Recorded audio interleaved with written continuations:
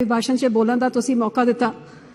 आज़ादी दे 75 साल बाद देश दी दूजी महिला ने जब अभिभाषण दिता ते मैनूं उम्मीद सी कि इस सरकार दी जिस सरकार नूं देशवासियां ने 2 बारी बहुत वड्डी बहुमत दे नाल पूर्ण बहुमत दे नाल 9 साल दा समा दिता ते इस अभिभाषण विच जरूर उस 9 साल दा लेखा जोखा कि 2014 ते जिहड़े दिन गिनाए जांदे सी गल्लां कीतियां जांदी सी उन्हां दे विचों किन्नियां पूरीआं होईयां ने ते 2014 तो सब तो पहले मेरा ख्याल देशवासियों नूं दस्सिया सपना दिता गया सी अच्छे दिन आएंगे। लेकिन ये सरकार के 9 सालों में हैरानी इस गल दी होई कि पूरे अभिभाषण में अच्छे दिन का एक जिक्र तक नहीं आया कि वो देश के 140 करोड़ लोगों के विच वो किन्ने लोकी ने जिन्हां ने इन्ने अच्छे दिन देख ले कि उन्हां नूं गरीबी रेखा तो चक के तुसीं हुण इन्ना उन्हां नूं निर्भर बनाता हैगा कि हुण उन्हां दे दिन कदे इन्ने अच्छे होए नहीं। हकीकत है कि शायद इस देश च अज कोई इंसान नहीं ये महसूस कर रहा कि इन्ने अच्छे दिन तो साडे कदे होए नहीं। ये जरूर महसूस कर रहा है कि माड़े बड़े दिन आ गए ने लेकिन अच्छे दिन किसी नूं नहीं दिस रहे। ते मैं आंकड़ियां दे नाल दसना चाहांगी।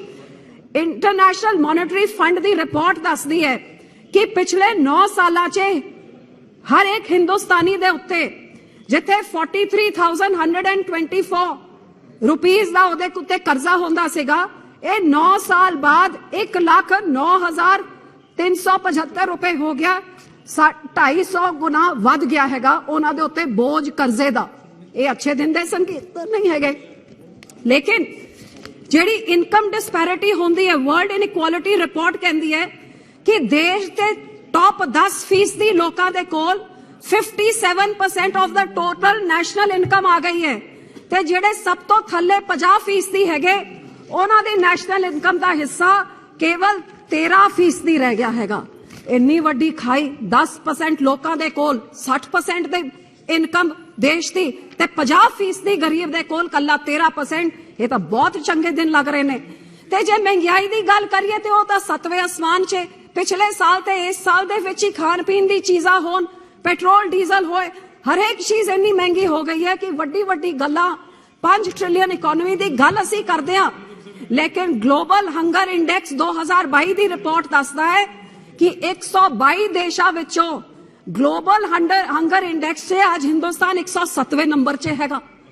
ते ये हाल हैगा कि अनीमिया देश च बीबियां दा तां बच्चियां दा वधिया जा रहा है ते चाइल्ड वेस्टिंग रेट 19.3 दुनिया च हाईएस्ट हैगी। सब तो वध मेल न्यूट्रिशन बच्चियां दी आज हिंदुस्तान च बच्चे भूखमरी से मर रहे हैं और हम $5 ट्रिलियन की इकोनॉमी की बात कर रहे हैं।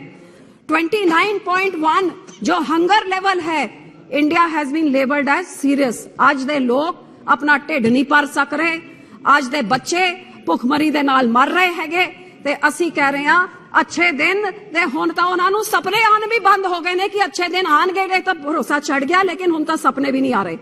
एक तरफ भुख दे नाल मर रहे ने ते दूजे पासे बेरोजगारी 60% आबादी डेमोग्राफिक डिविडेंड साडा देश दा बहुत वड्डियां गल्लां हुंदी सी लेकिन बेरोजगारी लगातार वधदी जा रही है पिछले 9 सालां च कि इन्ना कुछ हो गया कि 60% साडे देश दे काम करन वाले लोकां दे कोल या अनएम्प्लॉयड है या अंडर एम्प्लॉयड हैगे।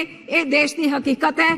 ते 15 लाख दे जेड़े हर खाते च सपने दिखाए सी हर गरीब दे खाते च 15 लाख आणगे ते नोटबंदी दे बाद जेड़ा 2 4 15 रुपए इकट्ठे कीते सी नोटबंदी ने वो भी खो के गरीब दा खिंच के बाहर करता। ते ये तो हकीकत हैगी अच्छे दिनां दी लेकिन उन्होंने अच्छे दिन बारे कोई एक भी नहीं गल की।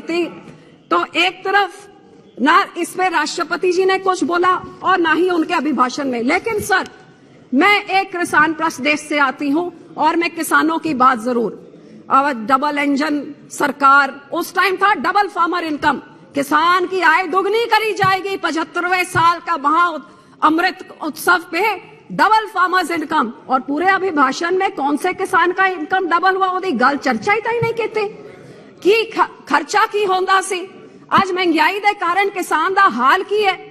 आज हर एक चीज की महंगाई कितनी वध गई है। बीज कितने महंगे हो गए DAP यूरिया ट्रैक्टर इंप्लीमेंट हर चीज की महंगाई तो आसमान ताईं पहुंची हुई है ते बेचारे किसान नूं ओहदी MSP डबल की है। मैं कहती कि किसान की आय डबल नहीं हुई they have not doubled farmer income, they have doubled farmer debt.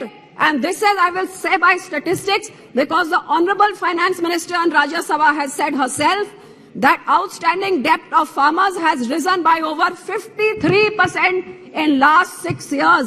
ਤੇ ਜੇ ਆਮਦਨ ਦੁਗਣੀ ਹੋਈ ਹੈ ਤੇ ਇਹ ਡੈਟ ਕਿਵੇਂ ਵੱਧ ਗਿਆ ਜੇ ਆਮਦਨ ਨਹੀਂ ਹੋ ਗਈ। ਤੇ ਇਹਨਾਂ ਦੇ ਆਪਣੇ ਸਟੈਟਿਸਟਿਕਸ ਆ ਵੀ ਕਹਿੰਦੇ ਨੇ ਕਿ ਹਰ ਰੋਜ਼ 136 ਕਿਸਾਨ ਆਤਮ ਹੱਤਿਆ ਕਰ ਰਹੇ ਨੇ ਤੇ 136 ਦੇ ਹਿਸਾਬ ਨਾਲ 365 ਦਿਨਾਂ 'ਚ 50,000 ਕਿਸਾਨ ਖੁਦਕੁਸ਼ੀਆਂ ਕਿਉਂ ਕਰ ਰਹੇ ਨੇ ਜੇ ਉਹਨਾਂ ਦੀ ਇਨਕਮ ਡਬਲ ਹੋ ਗਈ ਹੈ। ਤੇ ਡਬਲ ਇਨਕਮ ਦੀ ਗੱਲ ਤਾਂ ਕੋਈ ਕਰਦਾ ਨਹੀਂ। ਇਹ ਬੜੀ ਦੁੱਖ ਦੀ ਗੱਲ ਹੈ ਕਿ ਡਬਲ ਇਨਕਮ ਦੀ ਗੱਲ ਕਰਨ ਵਾਲੀ ਸਰਕਾਰ ਨੇ ਕਾਲੇ ਕਾਨੂੰਨ ਲੈ ਕੇ ਆਏ ਤੇ ਕਾਲੇ ਕਾਨੂੰਨ ਦੇ ਕਰਤੇ 800 ਕਿਸਾਨਾਂ ਨੂੰ ਸ਼ਹੀਦ ਕਰਤਾ। ਸ਼ਹੀਦ ਕਰਨ ਤੋਂ ਬਾਅਦ ਜਦੋਂ ਉਹਨਾਂ ਨੇ ਨਾਲ ਵਾਅਦਾ ਕੀਤਾ ਕਿ ਐਮਐਸਪੀ ਨੂੰ ਲੀਗਲ ਰਾਈਟ ਬਣਾਇਆ ਜਾਊਗਾ, ਅੱਜ ਉਹਦੇ ਵਿੱਚੋਂ ਵੀ ਪਿੱਛੇ ਭੱਜ ਰਹੇ ਨੇ ਤੇ ਉਸ कमेटी ਦੇ ਨਾਲ भी एक बड़ा धोखा किसानों नाल कीता। आज महिलाओं की बातें की जाती है कि मेरी सरकार भारत में महिलाओं के हर बाधा दूर करने वाली सरकार है। बड़ा दुख होता है इस गल कि इन्होंने अखा बंद कर लितियां ने कि इन्होंने पता नहीं कि NCRB दी स्टैटिस्टिक्स दसदे ने कि पिछले साल 26.35% इंक्रीज होया है 2016 के हिसाब नाल। तकरीबन चौथा हिस्सा क्राइम वध गया। 6 लाख केस जेडे रजिस्टर होए, 4.5 lakh was crime against women. औरतां दे उत्ते अत्याचार वधदा जा रहा है ते वधूगा किवें नहीं, क्योंकि हकीकत की हैगी कि बच्चियां ते औरतां दे उत्ते जेडे अत्याचार करदे ने। अज साडे गवांढ च हरियाणे च एक साध हैगा, ओ जिन्हें रेप कीता, जिन्हें मर्डर कीता ते ओ सेंटेंस सर्व कर रहा है। लेकिन इस सरकार वोटां दी राजनीति करके आज सरसे साध नू, रेपिस्ट नू, बलात्कारियों नू उन्हां नू रिहाई बेल दे उत्ते बेल रिसेशन दे कदे बिल्किस बानू दे रेपिस्ट नू उन्हां नू छूट दे दित्ती जांदी है ते तुहाडे बंदे कहंदे सरकार दे बंदे कह बड़े संस्कारी ने। कदे सिरसे साध नू परोल दे उत्ते परोल दे दित्ता जांदा है ते इस तरह ये औरतें बेटी बचूगी कि ये बेटी मारन वाले लोगों नू।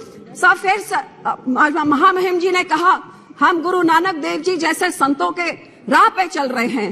भैया मैं तो आई कहना चाहती कि गुरु नानक देव जी दे 550 साल 2019 च तुसी गुरु नानक देव जी दे जन्मदिन च वादा कीता सी कि देश दा एक कानून होंदा है ते सिखां दे बंदी सिख जिन्हां ने अपनी सजा पूरी कर लेती है उन्हां नू तुसी गुरु नानक देव जी दे जन्मदिन च छड्डोगे। 4 साल हो गए, छड़ना था की सी, सिरसा साध छड़िया गया, बिल्किस बानू दे रेपिस्ट छड़े गए, राजीव गांधी दे कातिल छड़े गए, लेकिन सिख बंदी सिंह जिहड़े 30 साल तो अपनी सजा पूरी करके आज भी जेल च सड़ रहे ने। सरकार ने वादा किया, उस वादे तो मगर गई।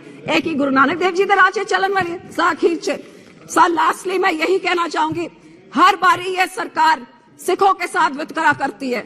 आप देखिए हर बारी वितकरा, ये सेंटर की इन्होंने तो कत्ल किया, कोई नस्ल खुशी करी, दरबार साहब पे अटैक किया, तो आपने क्या कोई कसर कौन सी छोड़ी है। अब हमारी शिरोमणि गुरुद्वारा प्रबंधक कमेटी जो एक इलेक्टेड मिनी पार्लियामेंट सिखों की है, 1947 से किसी सरकार ने दखल अंदाजी करने की कोशिश नहीं। आपने हरियाणा की हमारी SGPC तोड़ी, इलेक्टेड मेंबर्स को बाहर निकाला, अपने सरकारी पिट्ठू बैठा दिए। आज दिल्ली की कमेटी में आपका है। और वीर बाल दिवस हमारे बाबे, दसम पिता, 9वें पिता जिन्होंने शहादत दी एक धर्म को, आपके इस हिंदू धर्म को बचाने के लिए, उनके पोते बाबा के रूप हम उनको भगवान मानते हैं, उनको गुरु के रूप मानते हैं, जिन्होंने इतनी बड़ी मुगल हुकूमत के सामने अपनी जूती की नोक पर ठुकरा के कहा हमें कत्ल शहीद होना मंजूर है लेकिन धर्म परिवर्तन नहीं करेंगे। और आज देश में एक धर्म है, सबसे बड़ा धर्म है, उस गुरुओं की देन है। और ये इतने बड़े महान हमारे हमारे साहिबजादों को आपने वीर बाल बना दिया ताकि वहां महाराष्ट्र के उधर कोई सोचे कि हाँ भाई डूबने से तालाब से 2 बच्चे बचा दिए तो ये बड़े बहादुर होंगे। कहाँ ऐसे बाबों को आपने उठा के बाबा बना दिया जो इलेक्टेड बॉडी और हमारी अकाल तक के जथेदार कह रहे हैं कि ये बाल नहीं है, ये बाबे हैं।